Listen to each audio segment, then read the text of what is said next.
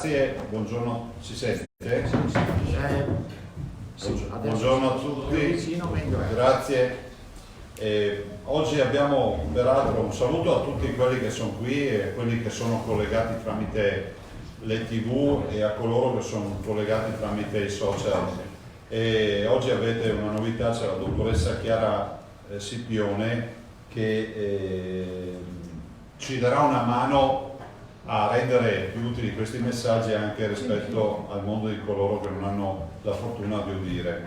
Ve lo dico perché abbiamo avuto un sacco di richieste e quindi mi scuso con tutti i cittadini che hanno difficoltà uditive, mi scuso ma non siamo riusciti a organizzarlo. Adesso in questa fase emergenziale vedremo di fare in modo che tutti siano raggiunti dalle informazioni che diamo. E quindi spero che almeno da oggi possa fare tirare un sospiro di sollievo a questi cittadini che saluto. Allora, veniamo subito ai dati per non perdere tempo. I cittadini in isolamento in questo momento in Veneto sono 17.159. Di questi 17.159 cittadini che sono in isolamento, 6.442 sono positivi. Abbiamo in questo momento ricoverati nella struttura del Veneto, bollettino di questa mattina, 1.723 cittadini. Vuol dire che abbiamo sempre più due grandi ospedali provinciali dedicati a questi pazienti. Sono 1.723 letti dedicati a questi pazienti che sono presenti nelle terapie intensive, nelle terapie subintensive e semi-intensive e in tutte le malattie infettive, fondamentalmente, e poi nelle degenze finali. Di questi 1723 pazienti, 316 sono i pazienti presenti nelle terapie intensive. Qui siamo proprio a livelli massimi, estremi di intensità di cura, e quindi stiamo parlando di pazienti problematici. Scusate, ma cosa succede sempre a parlare?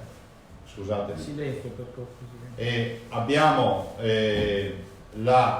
ovviamente 316 pazienti che si trovano ovviamente ad essere intubati e per i quali ovviamente i nostri sanitari stanno lavorando giorno e notte per fare in modo di riportarli a una vita normale. I dimessi sono 439, quindi vedete che inizia a salire il numero di persone che escono e sono dimesse. Purtroppo il bollettino di guerra si chiude male con 258 persone, quindi 258 cittadini che hanno perso la vita. E questa è la parte più tragica di questa vicenda. Considerazioni. Le considerazioni che faccio sono presto dette. Abbiamo la necessità di continuare a non abbassare la guardia. Io non credo alle letture dire mai ci sono 10 in meno in terapia intensiva oggi, ci sono 4 ricoveri in meno, un morto in meno. Guardate, cioè il trend, quando è trend, lo si vede giorno dopo giorno in maniera sempre più importante e vedrete che arriveremo un giorno nel quale i ricoverati saranno inferiori ai dimessi giornalmente. Quello è il punto dal quale non si torna più indietro. Noi siamo qui a lavorare in totale piena emergenza. I veneti che ci ascoltano dicono, sentiamo Zaia cosa da dirci oggi.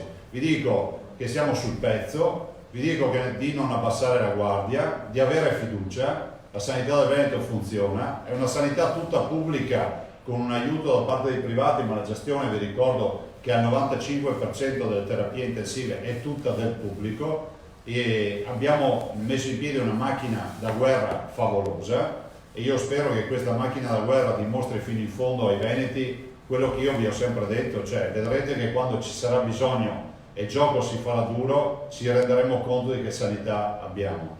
E il mio invito è ancora quello di rispettare le restrizioni. Oggi abbiamo una videoconferenza alle 3 del pomeriggio con il governo rispetto al nuovo decreto. Immagino ci saranno ancora idee di nuove restrizioni, non ve lo so dire, adesso cercheremo di capire, però restano valide quelle che abbiamo noi in Veneto. La chiusura dei punti vendita, a meno che non accada che si sconvolga tutto con un provvedimento nazionale, ma a tutt'oggi resta valido il tema della chiusura dei punti vendita e della domenica e ovviamente il tema delle passeggiate domenicali. sto valutando, ma vi dico anche, ve lo dico non come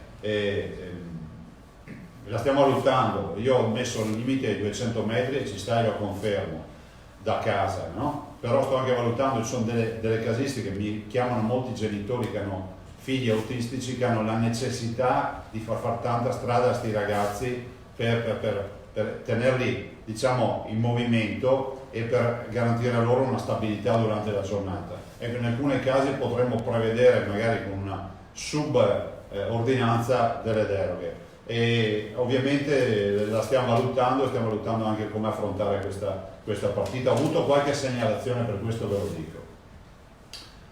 La prima cura al coronavirus siamo noi, ce la ricorderemo tutta la vita sta frase, ma è vero che siamo noi, è vero perché io l'ho visto dal traffico come è diminuito, è vero perché ho visto i primi risultati del movimento dei contagi, è vero perché i nostri sanitari fanno un lavoro eccezionale, ma noi li dobbiamo aiutare.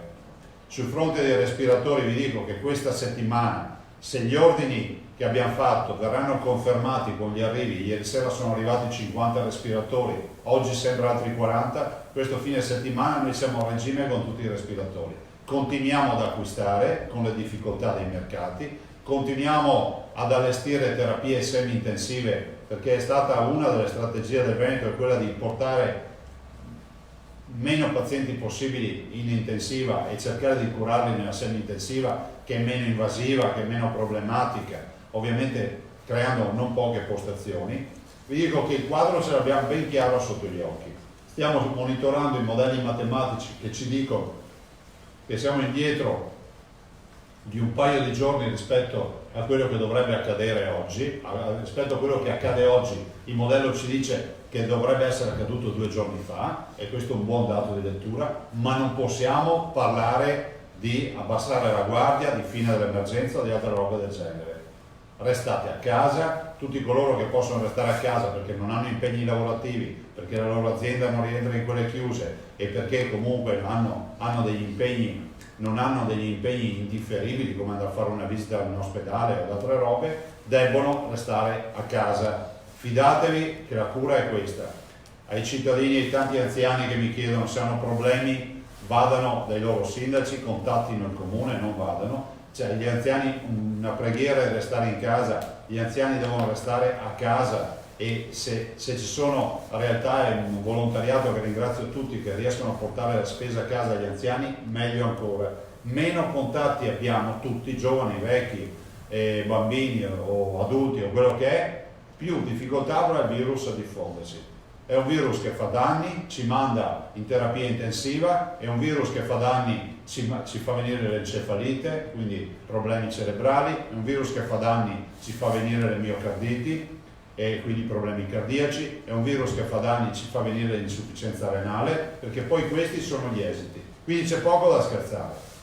Qualcuno dice ma Zaia dovrebbe dire anche cose positive. Le cose positive ve le dico quando è ora di dirle le cose positive. In questa fase la cosa positiva che vi dico è restare a casa.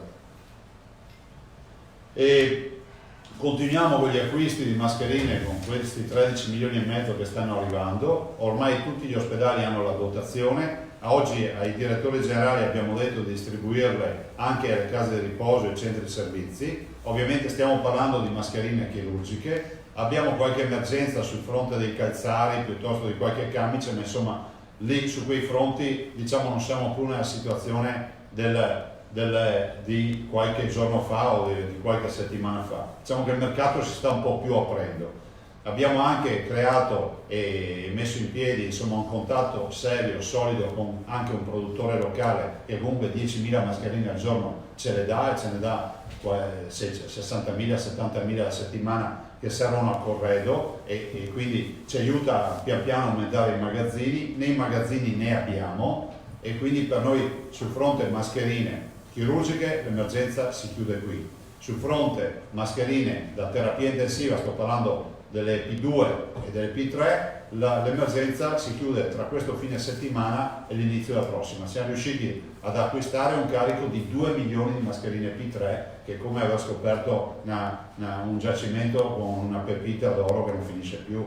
Cioè impensabile avere già questa settimana ne dovremo avere 200-300.000 di anticipo e la prossima settimana a saldo il resto della fornitura. Abbiamo acquistato 400.000 kit istantanei più altri 100.000 che ce li hanno donati, e quindi ringrazio appunto anche per questa donazione che viene da Pesenti, e quindi lo ringrazio per questa donazione. E anche qui insomma stiamo andando avanti, e poi i tamponi, tutto quello che stiamo facendo sul fronte dei tamponi. Non vi voglio parlare di tamponi oggi, vi voglio poi parlare di due aspetti: le donazioni stanno procedendo, e quindi ringrazio tutti i cittadini. Vi porterò qui una mattina lo stampato del conto corrente per far vedere che movimento di popolo c'è rispetto alle donazioni. Siamo già oltre gli 8 milioni di euro, ma abbondanti, ne ho anche un paio di grosse che arriveranno, che stanno arrivando. Una di quelle grosse mi arriva oggi e ve l'annuncio: il gruppo De Longhi versa 3 milioni di euro, 2 milioni direttamente al conto corrente della regione, l'altro milione sempre al conto corrente, ma dedicato tramite l'associazione Mio Figlio, sempre comunque per il coronavirus, e diciamo più dedicato alle spese sul coronavirus di Treviso 1 milione, 2 milioni in generale. Questo è il gruppo De Longhi. Ringrazio ovviamente il dottor Giuseppe De Longhi, il dottor Fabio De Longhi, con i quali ci siamo sentiti più volte in questi giorni, quindi ringrazio, perché questa donazione del gruppo De Longhi di 3 milioni di euro ci aiuta a far fronte alle tante spese che abbiamo. Ringrazio anche i tanti cittadini, uno ad uno, che hanno versato i 5 euro, i 10 euro, i 50 euro, i 5.000 euro, i 1.000 euro, i 10.000 euro. Abbiamo tanti versamenti di 5 e 10.000 euro, e poi quelli dei 50.000 e su, e poi gli altri grossi versamenti che voglio ricordare, non perché abbiano, come si può dire, più rango del sacrificio che fa magari una persona che versa 5 euro,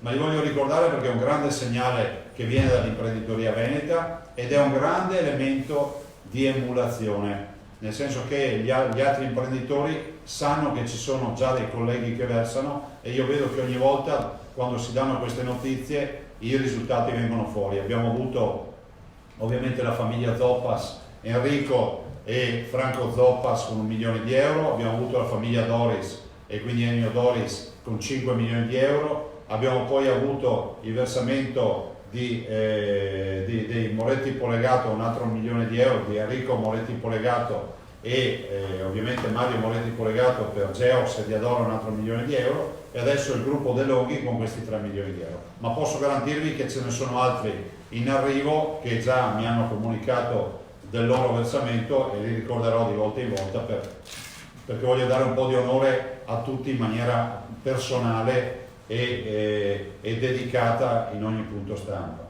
Vedo un sacco di dibattito, permettetemi di dire anche a volte che nasce da una cattiva interpretazione. Noi abbiamo detto che abbiamo fatto il censimento dei respiratori dei veterinari, dei 50 respiratori. Non si tolgono i respiratori ai casi di emergenza, stiamo facendo un censimento per tutto quello che è l'utilizzo in elezione. Come vuol dire? È che esattamente che se fermo la sala operatoria di un ospedale, il respiratore del banco operatorio dell'ospedale verrà utilizzato per il coronavirus, il che non vuol dire che nessuno verrà più operato in Veneto. Così vale per i veterinari, cioè i respiratori che servono per le urgenze veterinari ci sono. Stiamo parlando semplicemente di quello che consideriamo oggi arrestabile per dedicarlo a questi pazienti. Non entro nel merito delle valutazioni, non entro nel merito anche di alcune esternazioni che ho visto che sono veramente volgari e qualificano le persone che lo fanno, però ripeto, è esattamente quello che stiamo facendo con gli ospedali. Abbiamo ridotto l'attività chirurgica, delle sale operatorie non sono più utilizzate per sale operatoria perché ne abbiamo solo alcune dedicate ai pazienti critici, e quindi in quelle sale operatorie, per chi ancora non l'avesse capito, mettiamo letti con respiratori che abbiamo comprato e agganciamo pazienti ai respiratori che sono lì fissi al tavolo operatorio, perché non possiamo permettersi di perdere neanche un respiratore. Lo stesso principio l'abbiamo adottato per i veterinari. Ci sono i respiratori per le urgenze, ma nel nostro censimento ci sono dei respiratori che sono lì, latenti, che vengono utilizzati magari per fare dei trattamenti, delle attività chirurgiche in elezione, cioè programmate, che si possono programmare, e che so, l'operare il velo pendulo del bulldog perché respiri meglio, è un intervento che lo si programma, lo puoi fare oggi, se il caso è grave va nella lista dei gravi, se no aspetterà che arrivi la sua ora per fare l'intervento chirurgico. Ve lo dico per caso personale, chiaro? Quindi anch'io ho rimandato, anche col mio cane, tanto per dirla tutta, ho rimandato un intervento che dovevo fare un mese fa proprio per questo motivo. Quindi, prima di parlare tasi, questo è il consiglio che do, è un vecchio adagio veneto, prima di parlare tasi, che vuol dire cosa? Prima di parlare magari informati bene ed eviti anche di fare brutte figuracce. Di certo non posso accettare lezioni di etica e di morale da gente che non ha neanche capito di cosa si sta parlando.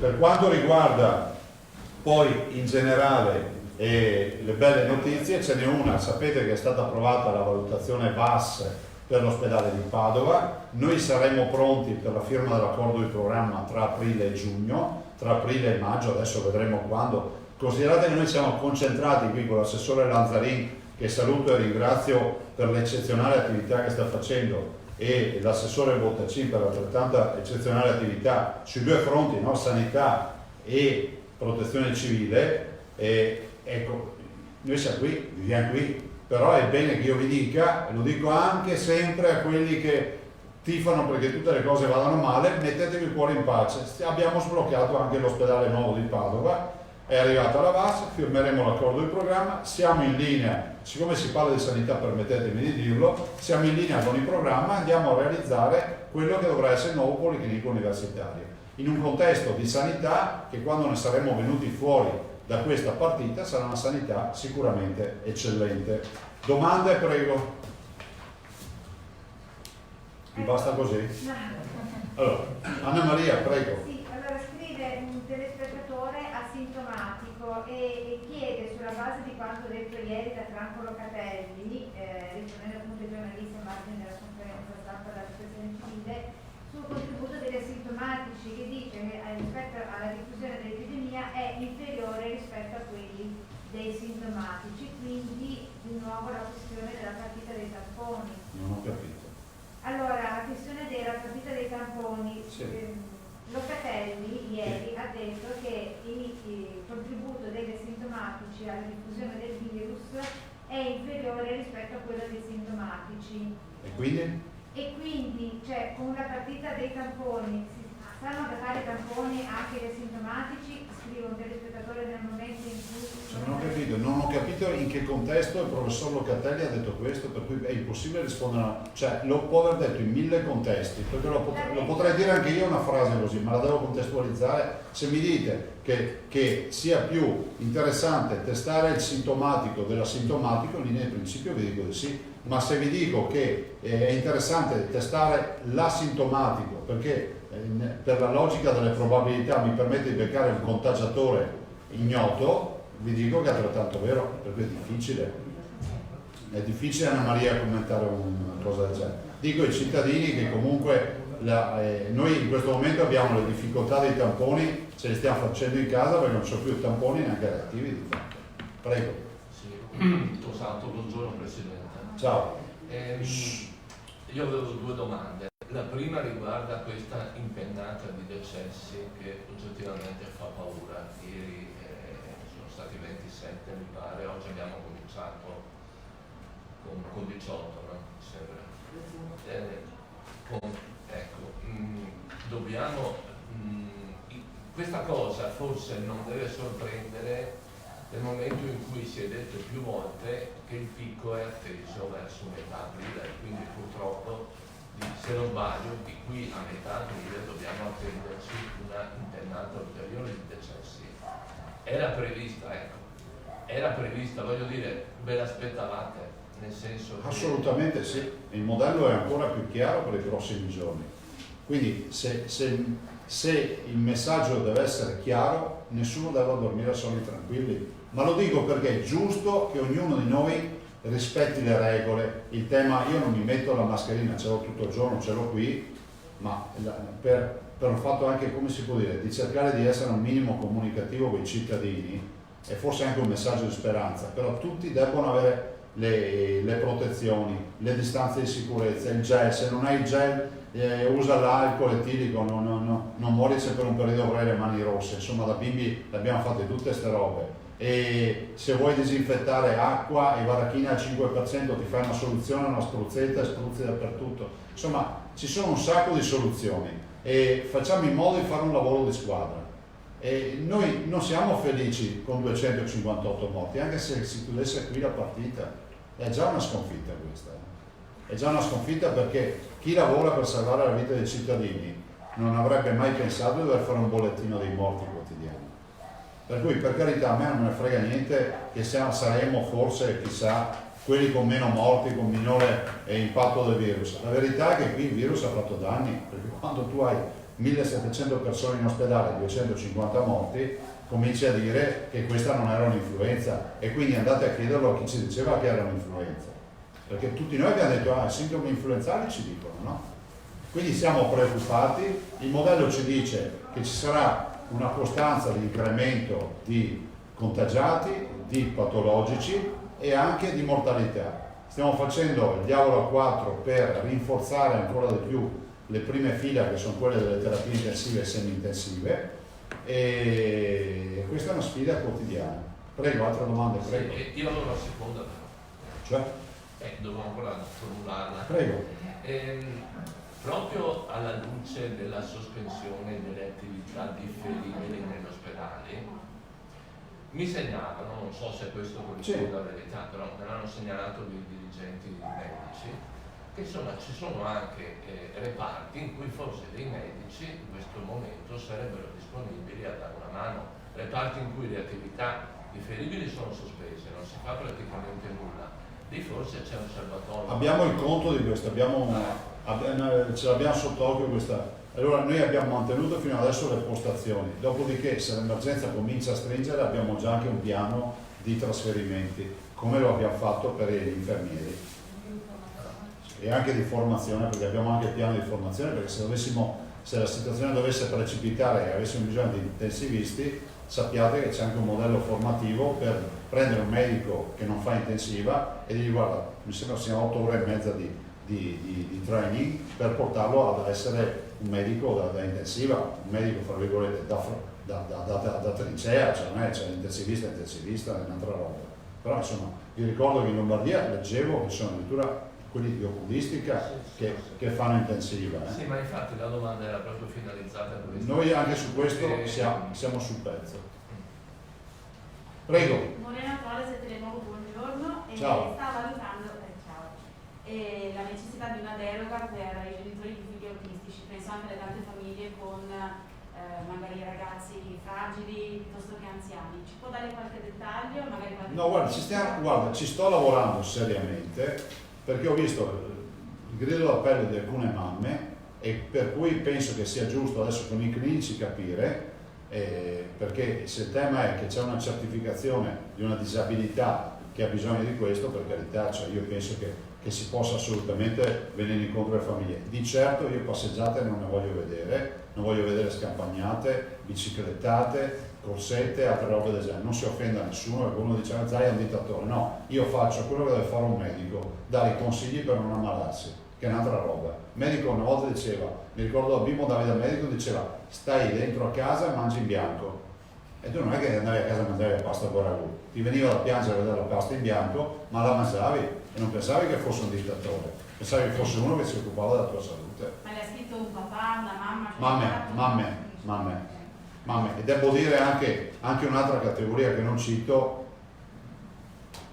non la cito per prudenza, nel senso che sta facendo una verifica legale, seria, importante, per un problema importante. Per cui se ne vengo fuori vi dico di cosa si trattava, se no è chiusa lì. Rimanendo sul tema di persone che non stanno bene, che hanno bisogno magari di assistenze particolari, ci sono ad esempio dei ricoverati, ci è arrivata a noi la richiesta, dei ricoverati a casa, magari dopo ictus, dopo malattie di questo tipo importanti, che avrebbero bisogno di fisioterapie, perché altrimenti regrediscono, invece di Ecco, in questo caso dare la deroga a un fisioterapista che si muove è possibile? Questa è derogabile e non ve l'ho neanche detta perché abbiamo già fatto una certificazione noi per un disabile al 100% che aveva bisogno della badante per essere allettato la sera e alzato al mattino, e per cui proprio in virtù di questo caso che abbiamo avuto la metteremo in questa deroga, nel senso che tutto quello che sono pratiche di attività mediche o fisiatriche a domicilio o di assistenza alla persona, giustamente la badante diceva io ci vado volentieri, ma se mi fermano per strada, soprattutto alla luce delle pene pecuniarie, diventa un problema. Ok, comunque se state pensando si era inserito il prossimo Sì. Okay, Ti aggiungo anche di più che abbiamo fatto noi qui in Protezione Civile una dichiarazione che questa signora si porta dietro per andare a prestare il servizio. Due domande, Robello TG2. Ciao. Buongiorno. Una, è cominciata la sperimentazione sul farmaco giapponese, se sì dove? E due, quando arriveranno questi kit e da dove si comincerà con questi kit rapidi? Allora, la prima ancora no, perché stiamo aspettando il protocollo che penso arrivi a ore dell'AIFA, e la faremo a Padova, dove stiamo già sperimentando in azienda ospedaliera altri 6 farmaci, tra i quali il Tulicid, quello insomma artrite reumatoide, insomma come si pronunci, ed altri farmaci. Per quanto riguarda i kit, non sono l'alternativa al tampone, ve lo ricordo, ma ricercano la risposta anticorpale nel sangue. Arrivano i primi 100.000, arrivano praticamente venerdì a Treviso, poi ne arrivano 10.000 ogni settimana e della donazione ne arrivano a blocchi da 10.000. I 100.000 che abbiamo, i primi 100.000 dei comprati arrivano venerdì e poi arrivano tutti gli altri. Quindi comprati 400.000, 100.000 donati. Verranno distribuiti per lo screening ad esempio tra gli ospedalieri. Stiamo facendo il tampone, ma questo ci aiuta a coadiuvare quando tu sei davanti a un sintomatico, dici ma forse già gli anticorpi, proviamo a vedere. Anche perché poi quelli che hanno gli anticorpi potrebbero diventare donatori per l'altra sperimentazione che dovrebbe partire a Padova. Sì, quella della sierologica e quindi tutto quello del tema del plasma è tutto un altro tema che abbiamo aperto, che è stato autorizzato dal Comitato Bioetico regionale, e quindi penso che anche lì siamo in addirittura di partenza, visto considerato che avevamo bisogno di autorizzazioni nazionali. Ecco, per quanto riguarda la Vigana e quindi la sperimentazione che ti ho detto la faremo a Padova, è bene non illudere nessuno, però è altrettanto vero che se c'è un minimo di spiraglio non ci costa nulla fare una sperimentazione. Lo dico a tutti i fenomeni che adesso noi siamo un paese di premi Nobel, sono tutti esperti di chimica, di biologia molecolare, di tutto. Io leggo di gente che poi vai a guardare il profilo e ti domandi neanche come mai nessuno si sia accorto della loro esistenza. Cioè, che parlano di tutto. Allora c'è chi dice non c'è evidenza scientifica. Bene, se non c'è evidenza scientifica vuol dire che nessuno l'ha sperimentato. Allora lo sperimentiamo noi.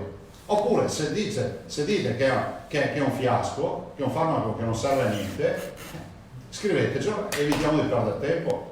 Allora io penso che l'AIFA sia il nostro punto di riferimento. Ha autorizzato una sperimentazione, non penso che AIFA autorizzi le sperimentazioni semplicemente perché gira su internet vi ricordo fra l'altro c'era un farmaco che divulgato da un altro video qualche giorno fa che coronavirus tra l'altro si chiama, no? Che la famiglia di coronavirus è quella dell'influenza, fatto da 2 italiani in aeroporto a Mosca che dimostravano che andavano a comprarlo. Ecco, l'AIFA non è che si è posta il problema di autorizzare la sperimentazione di quello, perché sapeva già di cosa si trattava. L'Avican, diciamocelo fino in fondo, ha un punto di domanda. Cercheremo di capire. Qualcuno dice nel mondo scientifico che può essere un farmaco preventivo, qualcun altro dice che è teratogeno e dà problemi, qualcun altro dice che è stato ritirato dal mercato. Parli qui a Tokyo, io ho chiamato a Tokyo, ho amici a Tokyo, mi dicono no, noi lo usiamo comunemente, è quasi un farmaco da banco, cioè ti senti un po', tipo adesso evito di citare prodotti farmacologici, cioè ti prendi sta roba, quindi cerchiamo di capirne qualcosa di più. È un reato? Penso proprio di no.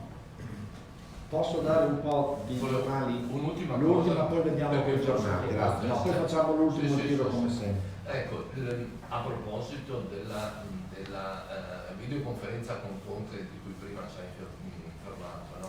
Ieri Conte in TV ha confermato che le regioni possono se lo credono, varare delle ordinanze più restrittive che sono integrative dei provvedimenti nazionali.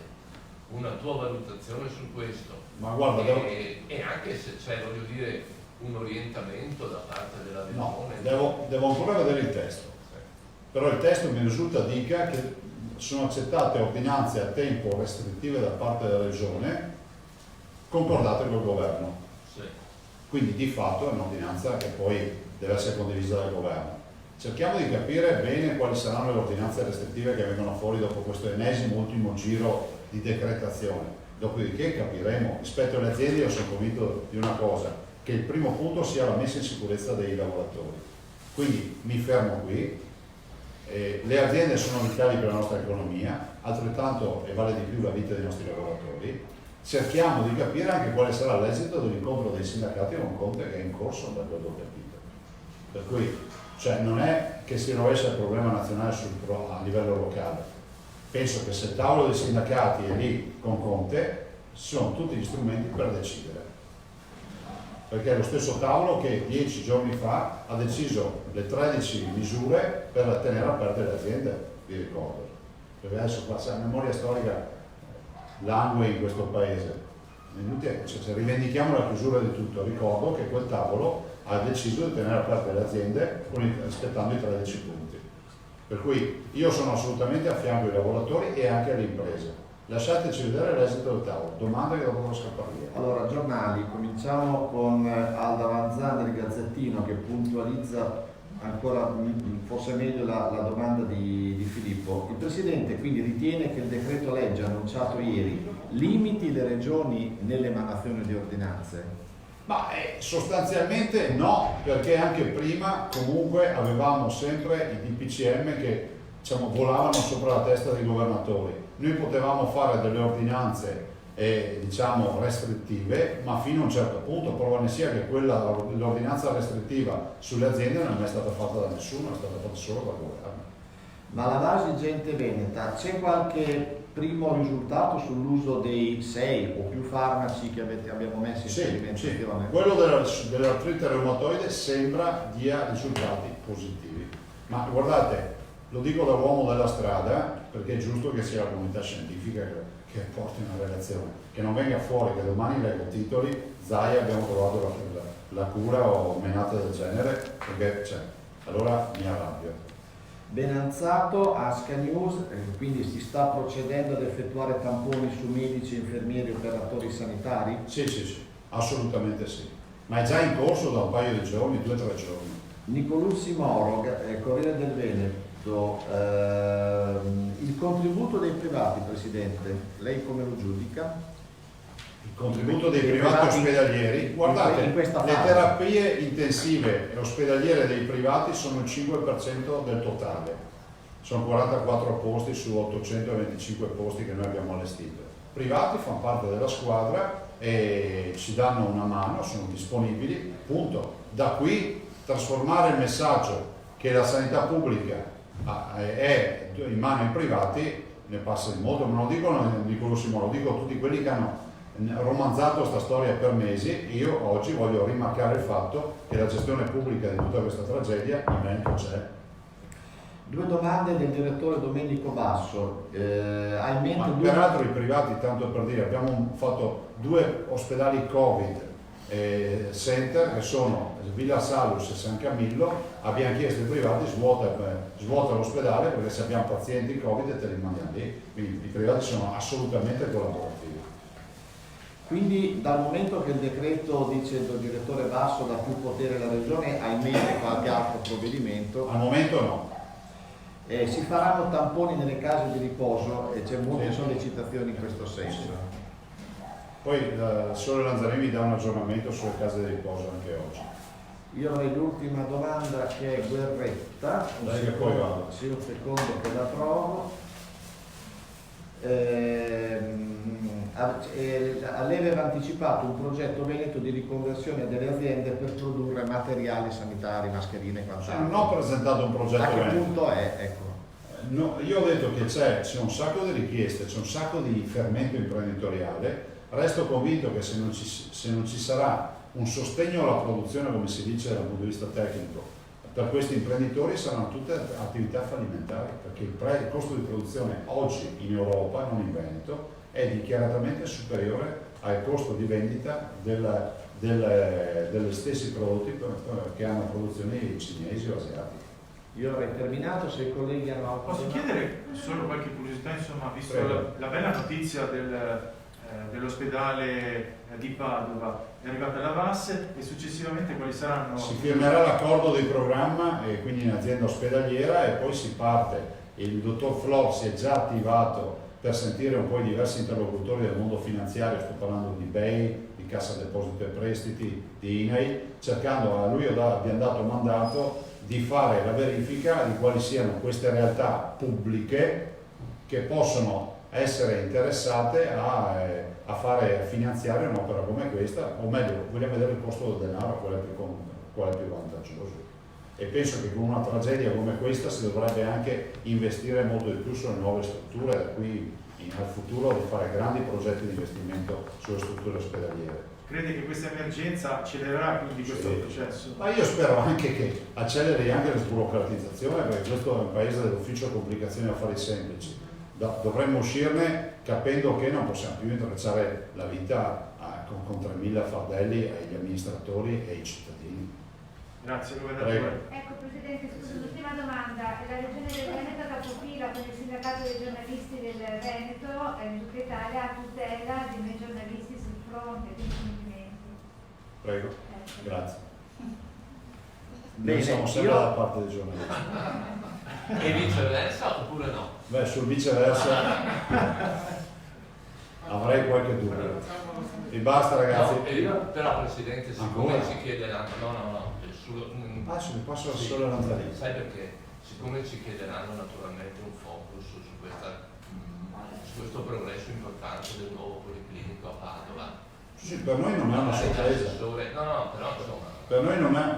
Però è significativo. Ma vi abbiamo detto tutto quello che si doveva dire, cioè nel senso che è una vicenda che abbiamo seguito, è farina del nostro sacco, che nessuno si appenda al carro dicendo che ha fatto qualcosa, e ce ne sono molti che sono appesi al carro per fermarlo, non per portarlo avanti. Stiamo seguendo un cronoprogramma che Flora ha ben chiaro, tanto è vero che vi ho detto anche un'informazione in più, che oltre al tema della VAS e al fatto che si firmerà l'accordo di programma, peraltro devo dire onestamente, io ho già la data fissata da mesi, ma ormai salta tutto rispetto a questa vicenda qua, ci avevo pensato e fissata per il 15 di aprile la firma, ma comunque firmeremo, cioè nel senso che, e vi dico anche che Flor si è dato da fare anche con altri interlocutori pubblici per la provvista finanziaria, per vedere di spuntare i valori più bassi, dopodiché progettazione e dopo si parte a gara e via. Possiamo spiegare che magari, ultimo dettaglio, non tutti sanno cosa significa VAS. Beh, la valutazione di assoggettabilità ambientale e strategica. Cioè vuol dire che abbiamo messo il cuore in pace a tutti coloro che sono preoccupati dell'ambiente. Cioè l'ospedale non deturpa l'ambiente, non peggiora l'ambiente, mettiamola così. Ma guardate, stiamo parlando del Policlinico Universitario che avrà levatura e standing internazionale. Grazie, vi lascio l'assessore Lanzarini, poi c'è anche Bottacci se avete bisogno. Grazie e ringraziamo anche Chiara che vedremo anche domani, giusto? Grazie. Grazie.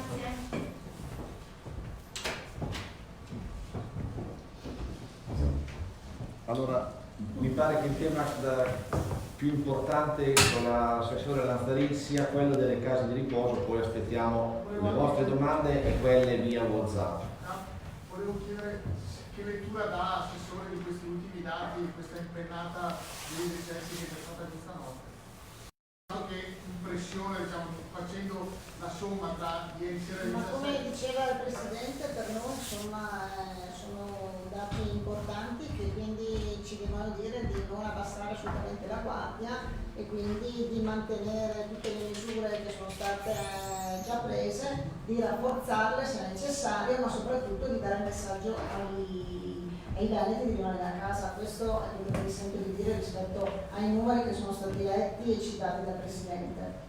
Per quanto riguarda la situazione rispetto alle strutture per anziani, noi stiamo facendo un monitoraggio continuo, quindi sentiamo giornalmente tutte le strutture per capire com'è la situazione. Ci sono oggi diversi focolai in tutta la regione, nel Padovano, nel Trevigiano, nel Vicentino, qualcosa anche nel Veronese e nel Bellunese, quindi diciamo che il virus è entrato in più strutture.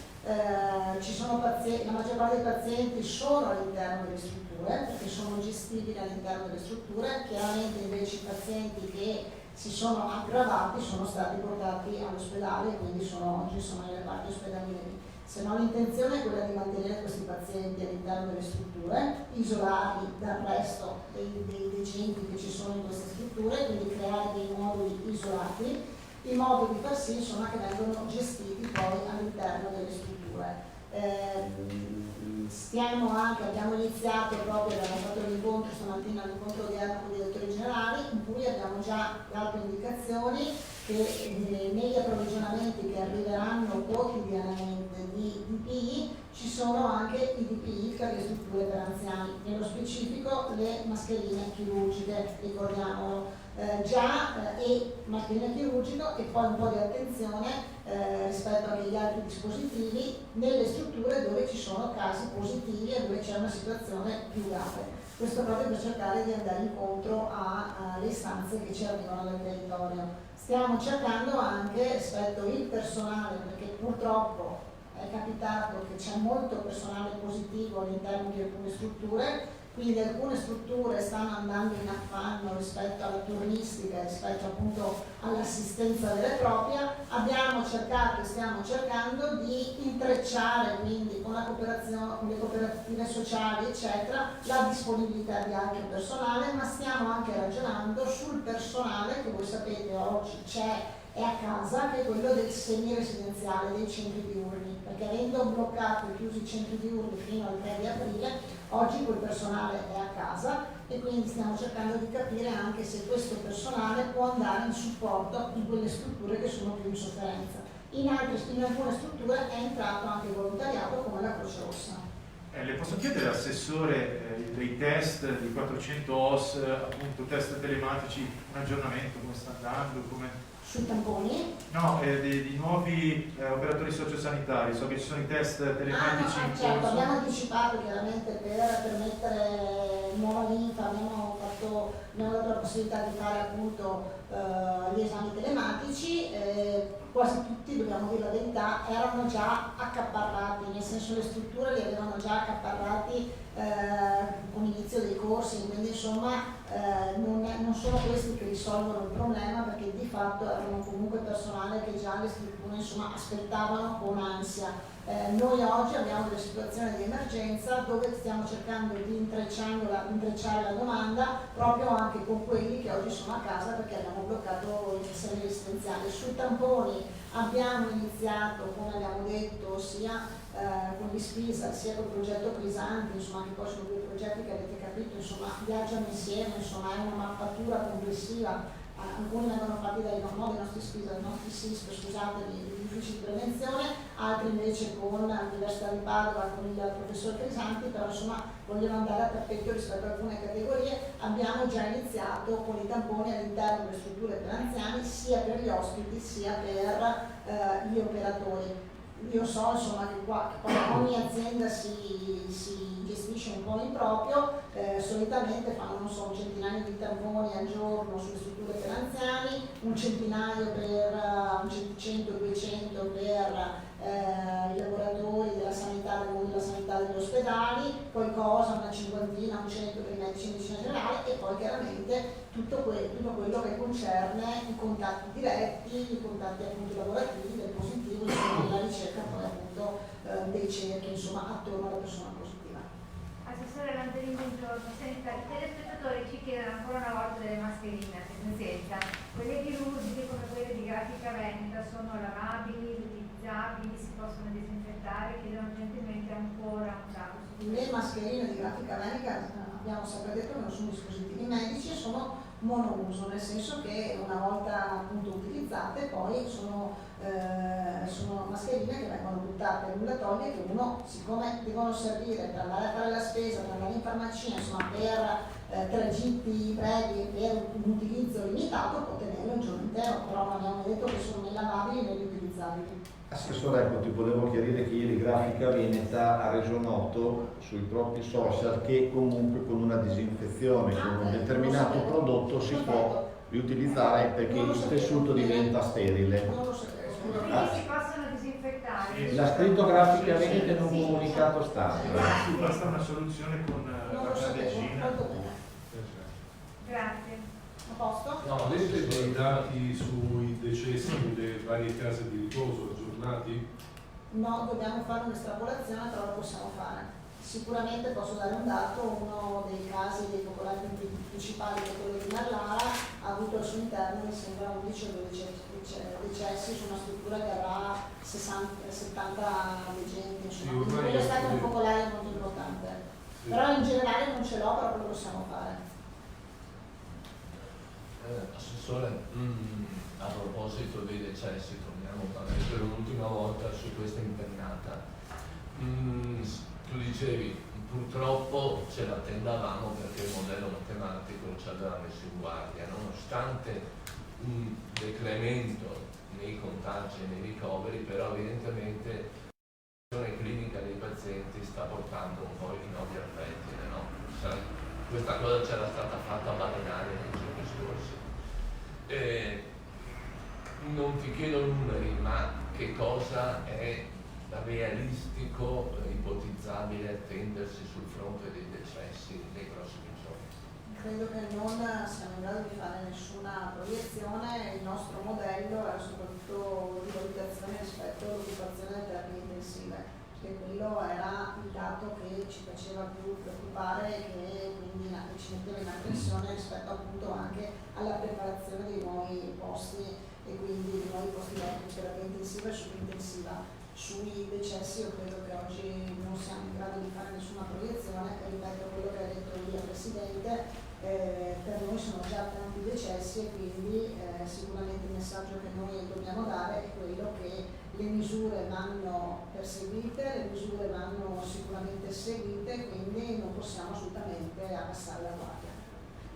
La collega Ranzan si mette sulla stessa linea del collega Lovello, chiede quanti sono gli anziani contagiati nelle strutture. Mi permetto, Assessore, a questo punto di chiederti se oggi possiamo rendere noto uno schemino e poi di darlo alla stampa per il pomeriggio, insomma, contagiati sia i contagiati e decessi. Facciamo cioè individuiamo i contagiati all'interno delle strutture, gli operatori all'interno delle strutture positivi e i decessi. Grazie. Bene. Grazie a tutti. Assessore Bottacci, Devi dire qualcosa? avete bisogno dell'assessore Bottacci per la protezione civile? Io ho una domanda che non Allora, so aspetta a quale che si dei met- due assessori Vabbè. fare. Bottacci ti metti lì casomai. No, qual è lo stato dell'arte dell'attivazione dei 5 ospedali no Covid da usare in caso di emergenza? Ecco, questa è proprio la protezione civile, perfetto. Gli ospedali sono pronti. Stai più vicino, Assessore, per favore, se no non si sente bene, grazie. Gli ospedali sono pronti, già da fine settimana passato. Ho messo il numero di posti di letto anche su un post, adesso non lo ricordo perfettamente, comunque siamo su quei 740 posti di letto in più, sommando tutti i 5 gli ospedali. Sono pronti, sono a disposizione 740. Sono a disposizione, 3 sono in provincia di Verona, 1 in provincia di Treviso e 1 in provincia di Padova. Sono a disposizione della sanità, non li abbiamo consegnati, sono già presidiati dalla protezione civile e dalle squadre di soccorso, perché ovviamente riattivare un ospedale vuol dire anche garantire il presidio di sicurezza, e sono a disposizione. Ovviamente noi abbiamo sempre detto che nel grande piano che incrementava di quasi 3.000 il numero di posti letto presenti rispetto a prima in Veneto, c'erano anche questi 740 posti letto in più che sarebbero stati attivati e utilizzati qualora vi fosse la necessità, laddove ci fossero delle strutture ospedaliere, diciamo così, standard o già attive che andassero in difficoltà. Al momento la sanità sta tenendo, e ovviamente con tutto quello che è stato detto prima dal Presidente, quindi non siamo ancora al picco massimo. Ma c'è un ordine di attivazione eventuale? Dipende dove sì, dalla provincia, perché poi c'è uno scambio anche fra realtà, soprattutto nelle zone più vicine una all'altra. Se c'è un paziente di Vittorio Veneto e Conegliano è già impegnato come terapia intensiva, viene portato a Belluno. Quindi c'è uno scambio anche fra una provincia e l'altra di pazienti, soprattutto nelle zone contermini. Dopodiché, quando gli ospedali standard dovessero andare vicini al riempimento, poi si attivano anche queste strutture. Uno alla volta, cioè si andrà a Dipende dove si genera la situazione. Se andasse in crisi la situazione padovana, verrebbe attivato l'ospedale di Monselice, l'ex ospedale di Monselice. Se andasse in crisi la situazione bellunese o trevigiana, l'ex ospedale di Valdobbiadene e così via. Il personale è tutto disponibile? Perché ovviamente serviranno... Assolutamente sì, è stato pianificato dalla sanità anche la possibilità, a seconda delle tipologie di pazienti che dovessero andare a occupare quei reparti, quegli ospedali, ci sarebbe anche la migrazione di uno staff di sanitari ovviamente. Allora, noi oggi abbiamo... non si sente. Ad oggi sono vuoti gli ospedali, pronti ma vuoti. Oggi il modello funziona, cioè il modello, insomma, il programma, il piano strategico funziona. Ospedale Covid, che sono stati attivati tutti, quindi sono stati attivati tutti gli ospedali, uno per ogni singola USL. Dopodiché stiamo facendo convergere i pazienti che sono, diciamo così, che possono già uscire dalle malattie infettive, però non è il caso di farli rientrare in casa.